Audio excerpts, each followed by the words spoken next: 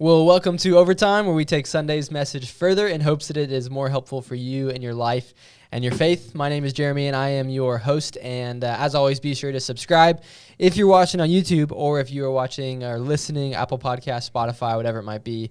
Be sure to hit that subscribe button. I'm sitting here with Jordan Geist, our associate pastor. Jordan, how you feeling today? Man, I'm excited to be here. Yeah? Yeah. You shared a few personal things this past Sunday. You talked about your love for Harry Potter. Yes. Which is something you share. I share greatly. Yeah. Yeah, I've got, I might have Harry Potter socks on right now, actually. Yeah. I just realized. And maybe it inked to your body. No, I don't know. We don't need to go that far. But I feel safer around you because of that. Whereas Buck, like I called him out in the message. I mean, goodness. It's usually us versus him when Yeah. it comes to Harry Potter type stuff. Yeah. I think it's like Braveheart, like he gets so passionate about. It's as relevant to our generation maybe as Harry Potter is to his. I don't know. Yeah. Or he's just special. But he does quote Braveheart probably once a week. Yeah. Like in meetings and stuff. And it really means nothing to me. No, I've seen the movie and I was it's let great, down but it doesn't hold a candle to Harry Potter. Yeah. I wonder how many like listeners and watchers we just lost because of that. It's just so old now. Yeah. Like, if you watch it today for the first time, like it's not nostalgic. It's like I wonder how many listeners we just lost because you said it was old. Yeah. You can edit it out if you want to. Yeah, I probably won't. But yeah, it's good. No, I share the same feeling when we went to Harry Potter World. We went right before COVID hit. So we were in Florida like February 2020. Okay, it's pretty recently, yeah. Yeah, and we went, and I had the same, like it was emotional for me. Yeah. And drinking the butter beer and like, you know, all the things that you read about and watched as a kid. Yep. To see them in like life. Did you buy a wand? I did not buy a wand. I bought a wand. I bought the elder one. I actually was like, we should do it, but it was all the kids that had the wands, and they were like doing the wand things. Yep. And I was like, the magic's in my heart. Like I didn't need the wand. I have no idea where it is now, but I definitely bought one. Okay, so we need to get going. You shared the Harry Potter stuff, and then you also shared the Honda Civic stuff. Right. Yes. How's your Honda Civic doing after last week? Somebody's gonna tell me how expensive it is to fix on Thursday, I think, which will be great. But it's like, I mentioned it, cracked bumper. I kind of reattached the side view mirror, which is like the handiest thing I've ever done. Kind of reattached. Yeah, I was pretty proud of myself. Yeah. Like kind of popped it in, and I think it like wobbles, but it's mostly good. And and I started to count the dents and quit after 100. So I don't know how many there are, but I drove up and I felt for you, man. Like I had a good compared to some people in this park. I feel like just in our complex, maybe a fourth of them were windows shattered, sunroofs gone. Oh yeah, all around here. Punctured a hole in Buck's roof. Like steel roof went through the roof, not just glass. That's an old car that he has too, to go through like an old car roof. Yeah, if it could go through steel, you're like, that feels like that could do serious damage to somebody. Yep. I don't know. It was intense. I've never seen anything like that. But well, I'm proud of you for staying strong. I know that's that Honda Civic. I know you love that car. I know. I'm sad about it, but we'll see what happens. Yeah. Insurance, grateful for it. So for sure. Just be a minute. Yeah. Well, let's jump in. We talked on Sunday. It was Story of Your Life Part 2. And you posed a great question at the end of the message. It was, am I being honest with myself? And then you added really onto the end of that. Am I being honest with myself really? Which is a great question. But the reason we need to do that, you talked a little bit about the heart. And there's a verse in Jeremiah where he says, the heart is deceitful beyond all measure. And I think I want to unpack that a little bit more because we've talked about the heart a lot at North Point because there's a lot of verses in the Bible, Old Testament and New Testament, about our heart. And our heart is attached to money and our heart is attached to so many things in our life. But Jeremiah says our heart is deceitful, which I think is not true of how kind of the heart is viewed in culture. Right. I think it's a little bit counterintuitive to culture, actually. Where do you see that, and why do you think that is? Yeah, well, I think it's very countercultural because it's almost like in culture, the goal is just to get to your heart. Like, man, get rid of all the noise and find out what your heart like says. And this heart is, I don't know, it's like the North Star of all good and true things. And I just think the Bible paints a very different picture than that, but it is, I think it's a very, actually a fairly complex and like multifaceted problem of why it is difficult to see what's going on in our heart, because there's just so many factors. I think this is why it's like a lifetime to work through. And then, like we said in the message, there's not like a point at which you've arrived. But for us to get like clarity on all of the things that impact the way we see the world and our decisions and our wants and how we elevate a want to a need in our culture. I mean, all of that, it's extraordinary. Your childhood plays in, like your parents, the part of the world you live in, the time that you live in, the culture that you live in. And we have personal wirings too. Like you could take two people, take two siblings that grew up in very similar environments, and yet they're going to come out very differently with very different priorities and things they want, ways they see the world. So the amount of work to do on yourself over a lifetime, to become self-aware, to understand the insecurities that flare at you and different things. I mean, that alone is just so complex. Then you throw in culture. I mean, we could list any number of things. I know you and I were talking like American Idol or The Bachelor or like whatever thing, like the number of times like that you hear, follow your heart in one of those episodes. Or it's just, it's everywhere around us in culture. And we haven't even kind of got to the biblical, if you will, just sin. Like, I mean, we're born sinful. We have sinful hearts. We have sinful minds. And even when you become a follower of Christ, like, in this lifetime, that doesn't go away. We're all still capable of sin. And so there's so many things that impact and distort our views and realities of the world, past hurts and so on. But it's complex. And I very much would argue you should not follow your heart in quite a few circumstances. Yeah. So. Yeah. As you were talking, it made me think of a question I didn't think before we started.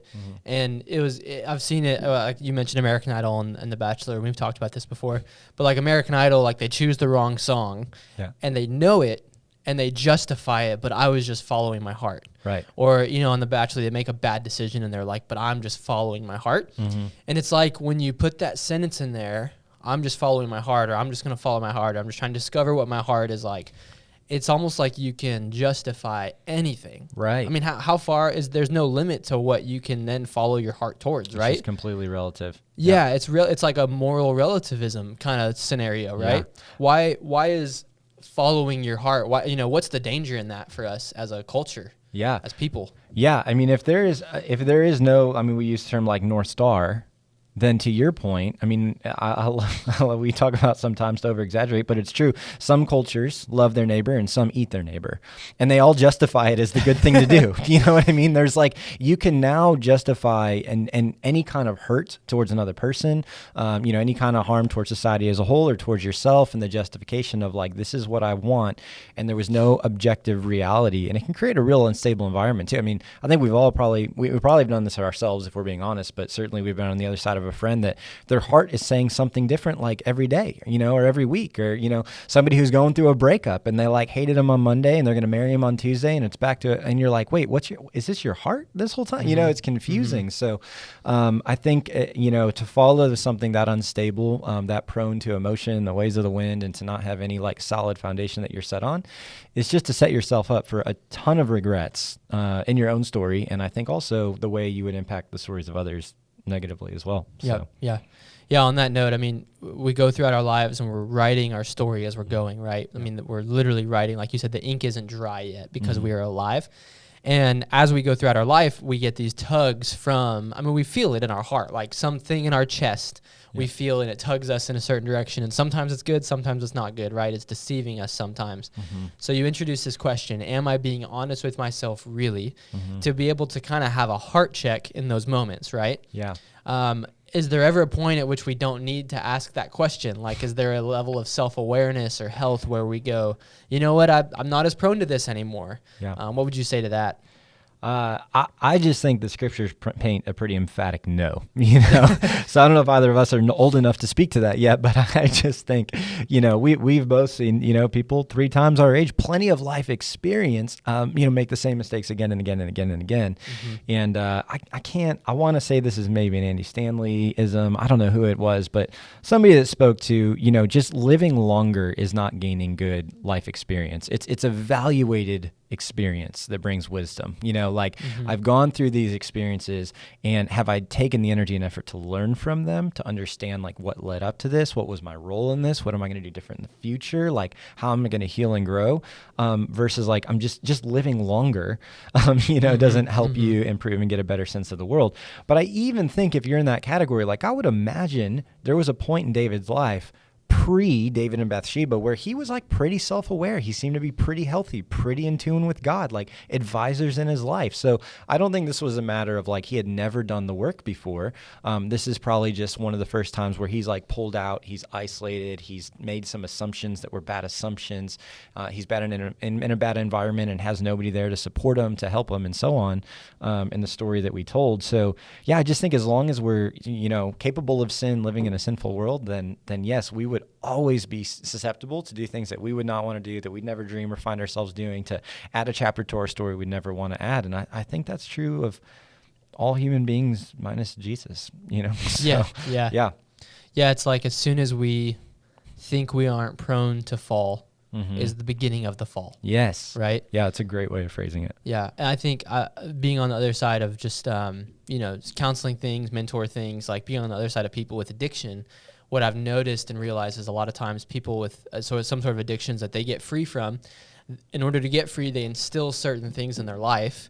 And so this could be groups, this could be counseling, this could be some sort of thing that keeps them from falling into that addiction. And then they have a season of health, and they go, because of this season of health, I no longer need those things anymore because I am healthy.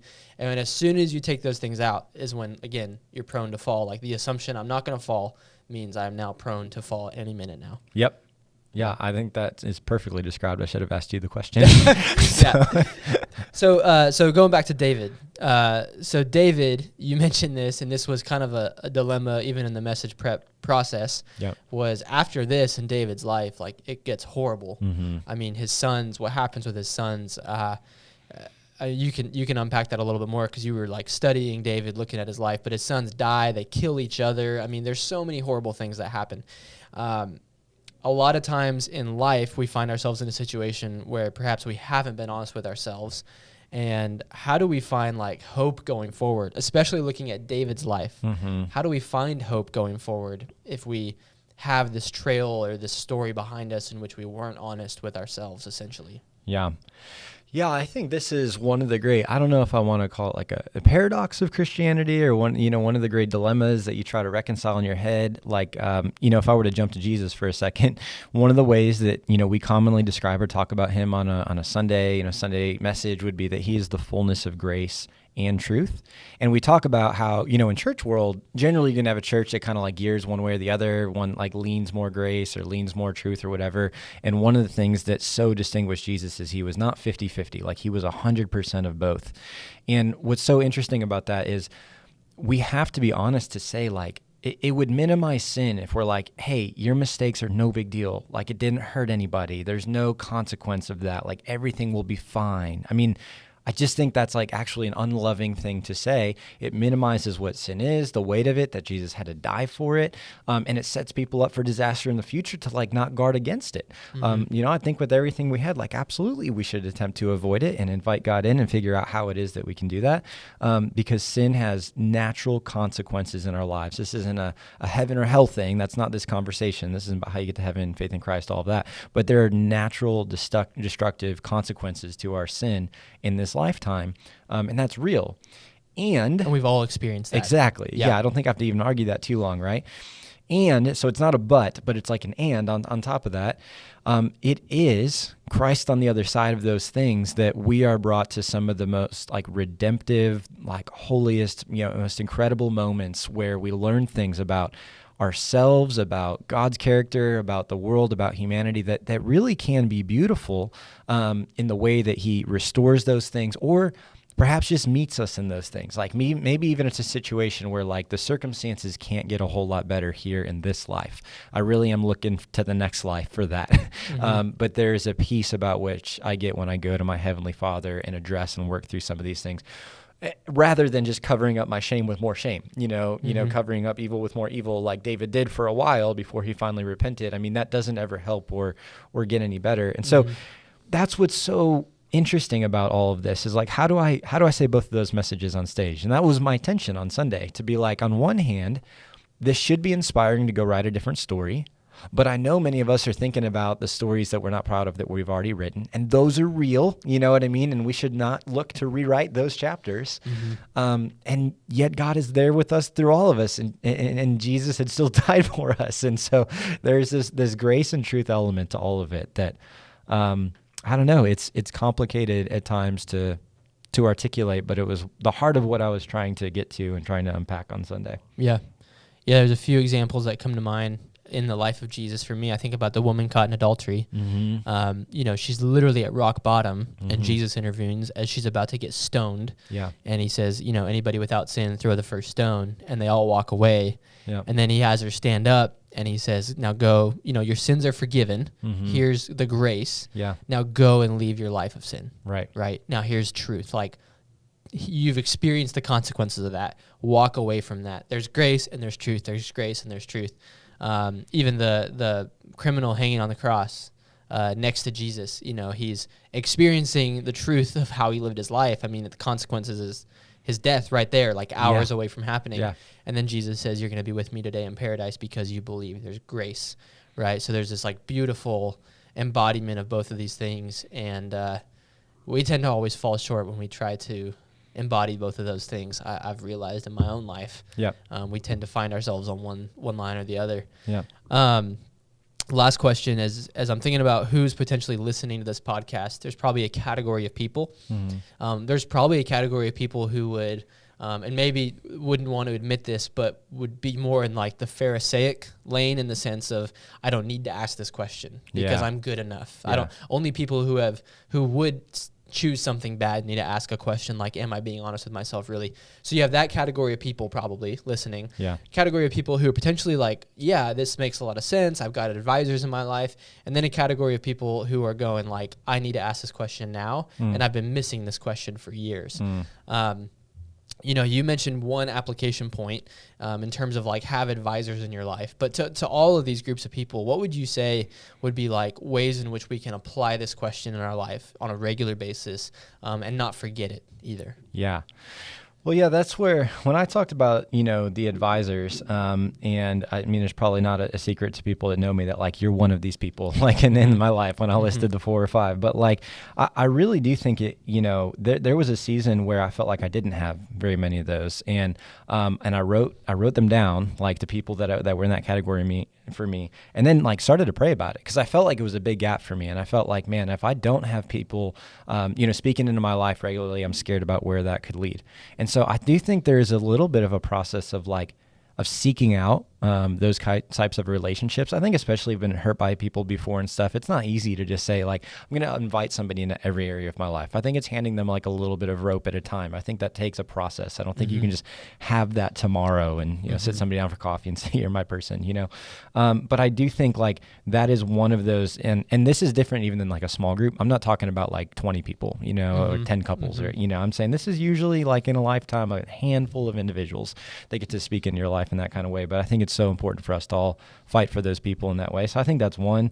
I'm trying to be self-aware about how much I push counseling, but at the same time, I'm like, it's what these people have been trained to do is to like pull those things out of your heart. And you can pay them to help you be honest with yourself. Yeah, it's a safe space. Like, you can talk about being honest with yourself. Being honest with yourself is a great starting point because you don't have to tell anybody. You can just admit it to yourself. Like, just be honest with yourself first. I think a counselor might be a next great step. You know what I mean? Because that's somebody who is like bound by law to not tell anybody else. So like they're a good person to go and talk to and to be a safe space. And also because like I said, they're kind of training to pull those things out of your heart that maybe you're having a difficult time seeing or reflecting and so on. So, I think that's another like great place, kind of great starting point.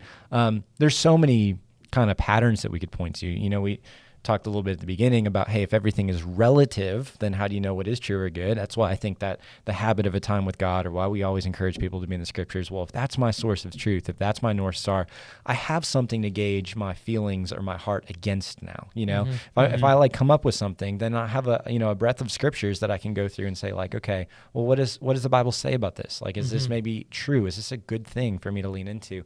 And it's going to be something else that kind of helps me and helps guide that direction. So I know that you said there were multiple categories in that. And I just think there are probably, some group of people that maybe they've been writing a good story and they're wondering if it's worth it. They're like, man, this is tiring. Maybe it doesn't seem that exciting at times. It's boring, whatever.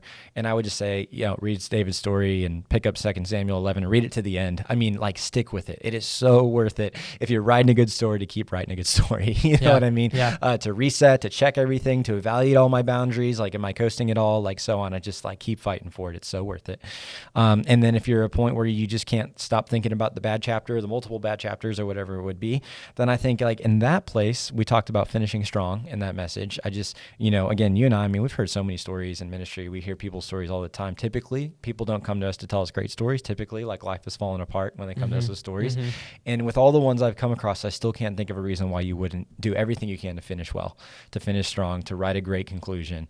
And so to those people, like that would be my encouragement. And we talked about that in that episode. But I just think if you've been like thinking about apologizing to somebody, it's worth it.